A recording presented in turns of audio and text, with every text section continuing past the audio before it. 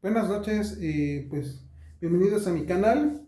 En videos previos hablábamos sobre el origen de las ideas, abordábamos un poco desde la perspectiva de Descartes, de que él comentaba que las ideas provenían pues de la experiencia, es decir, de los sentidos. A esto le daba el nombre de ideas adventicias. Ajá. También venían por parte de la fantasía, ¿sí? Estas como tal pues no son pues que provienen de la parte de la experiencia como tal, sino vienen a partir del razonamiento, de la fantasía, por lo tanto tendían a ser ficticias. Y por los últimos, que venimos de nacimiento, que son las innatas, por lo cual eran perfectas. Entonces estas ideas, decíamos también que se iban a ir acumulando, que se iban a venir manifestando y agrupando por medio de tres leyes. Primero de la semejanza, ¿sí? Después de la contigüedad y por último de la causalidad. Entonces, estas ideas cuando se van agrupando van formando un pensamiento. ¿Por qué es importante ver esto también en diferentes áreas? En el área de la psicología, pues todos somos seres pensantes, pero también somos seres sintientes. Lo que nosotros experimentamos lo vamos filtrando por medio de nuestras experiencias previas, pero también de nuestro pensamiento. Sin embargo, pues aquí viene lo que a Freud en su momento hace un gran aporte a la psicología moderna, pues es la parte del inconsciente. 70 u 80% de lo que nosotros hacemos está en esa esfera. En este sentido, el 80% de las ideas no sabemos cuál es el origen. No sabemos si es por nuestra propia experiencia, son ficticias, es decir, de la fantasía, que si son perfectas o no, o alguien nos las transmitió. Entonces este pensamiento también va a ir ayudándonos a traducir parte de lo que es la realidad. Ahora, este pensamiento pues va a venir también enmarcado en una relación social. Cornelio Castoriadis, en la figura de lo pensable, ahí maneja ese pensamiento como una constante dentro de un marco social, donde va a manejar una campana de Gauss, que es el 80% de una población, va a establecer una normalidad. Sí, lo que está fuera de esa normalidad, el 10%, tanto a la derecha como a la izquierda, va a hacerlo anormal. Entonces aquí se van a estructurar sobre la base de Castoriadis, en el libro Figuras de lo Pensable, lo que está instituido. Es decir, lo que es normal, pero eso no significa que sea sano. Entonces, en esa esfera es necesario ver cómo el pensamiento ha evolucionado. Ese pensamiento pues ha ido evolucionando a lo largo de la historia. Y este pensamiento trata de responder a tres preguntas básicas. ¿Quién soy?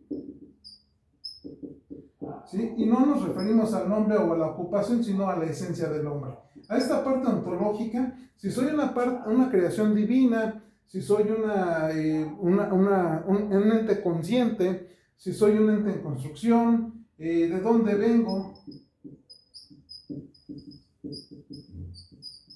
y a dónde voy. ¿Sí?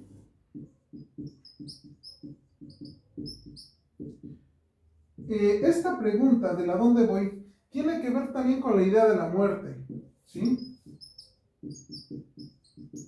En esta idea de la muerte, ¿qué hay más allá de la vida? Los griegos tenían dos términos, palingenesia y metempsicosis. Y metempsicosis, que hablaban sobre la trascendencia y la perdurabilidad del alma. Entonces, estas preguntas van a tratar de ser con un planteamiento en ciertas etapas históricas, pero también en todo el pensamiento del hombre. Ese pensamiento va a ir evolucionando a lo largo de la historia del hombre y le va a dotar de un sentido y un significado a la misma existencia. ¿Sí? ¿Cuál ha sido esa evolución? Primero era un pensamiento animista, que todo lo dotaba de un alma, al mundo, a los animales, que todo tenía un alma, y esa alma pues le daba sentido y significado, ¿no? Después fueron eligiendo características de algunos animales, de algunas plantas, para generar un tótem. Este pensamiento totemista nos explica que Dios águila, Dios sol, Dios tronco, Dios agua. Entonces ahí nos fuimos enfocando a este pensamiento totemista, que daba la explicación en función de un tótem, es la aparición de un símbolo, ese símbolo del poder. ¿Sí? Después viene el pensamiento teísta, en dos variables. El teísmo es basado en la explicación en una divinidad, en una o más divinidades. Por eso teníamos pensamiento politeísta en la griega antigua, por eso teníamos la teogonía de Hesiodo, que nos explique cuál es el origen de los dioses, de los semidioses, de los titanes, y de toda esa parte, ¿no? Religiones monoteístas o pensamiento monoteísta, que ya es una evolución mayor en el pensamiento, donde todo se va dirigiendo a un dios único, un dios sol, Ra, por ejemplo, Marduk es otro, Adonai, Alá, Yahvé, son distintas interpretaciones de este pensamiento teísta. Después ya viene el pensamiento racional.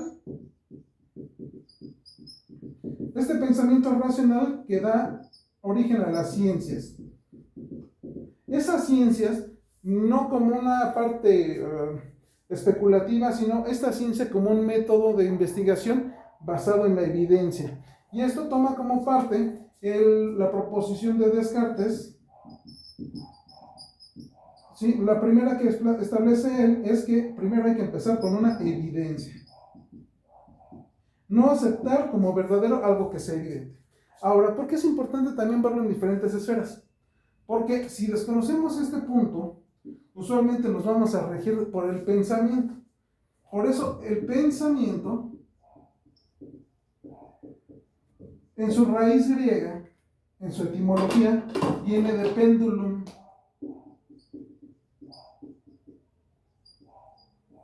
Y este pendulum quiere decir lo vacilante, lo incierto. ¿Qué es necesario para llegar a un pensamiento cierto? Pues hay varios métodos. Uno de ellos lo propone Aristóteles. El método de Aristóteles para llegar a ese pensamiento cierto, ¿sí? Lo que él maneja es la lógica.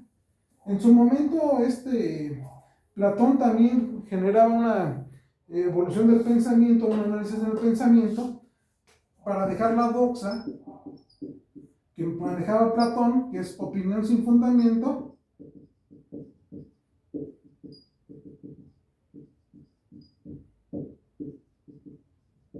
¿sí? A llegar a una episteme, que es el conocimiento fundamentado. ¿En qué? Sí, en una experiencia, pero también en un proceso analítico, en un proceso racional ordenado, que nos va a definir si ese pensamiento es, primero, verdadero, pero sobre todo, aplicable.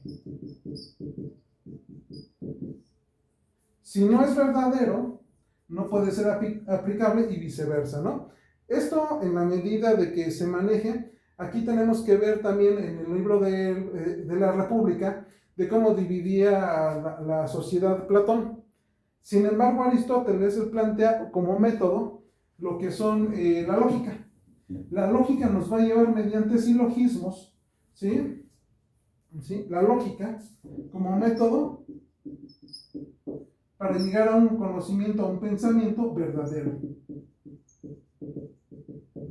pero también aplicable en un marco social. Entonces aquí es importante empezar a ir evaluando cómo va a ser ese pensamiento, si es verdadero o no es verdadero. Tan solo dentro de la teoría que les manejaba también en videos anteriores de Jean Piaget, también tenemos ese pensamiento animista, pero también tenemos operaciones lógico-formales para ser aplicable en una realidad concreta por parte del niño, o más bien por parte del individuo. En este caso, cuando somos adultos, en teoría, ya llegamos a ese pensamiento lógico-matemático, ese lógico formal, en el que podemos hacer relaciones abstractas, ¿no? Entonces, esta parte del pensamiento es importante, cómo se maneja desde la esfera individual, que también va a generar emociones. ¿Sí? El amor es un pensamiento de entrada, que va a generar emociones, esto es decir, reacciones fisiológicas que van a derivar en conductas. ¿Qué es lo que pensamos del amor? ¿Qué es lo que pensamos de la vida, de la muerte? Y en función de ello también vamos a establecer ciertos mecanismos de convivencia con esos fenómenos. Por lo tanto, también si hablamos en emociones, pensamientos, emociones, nos van a llevar a ritos, tales como tal el pensamiento del amor, que va a requerir ciertos rituales. La muerte también, que es una realidad que trata de ser explicada mediante mecanismos racionales, entonces va a ser también establecida por medio de ritos y rituales.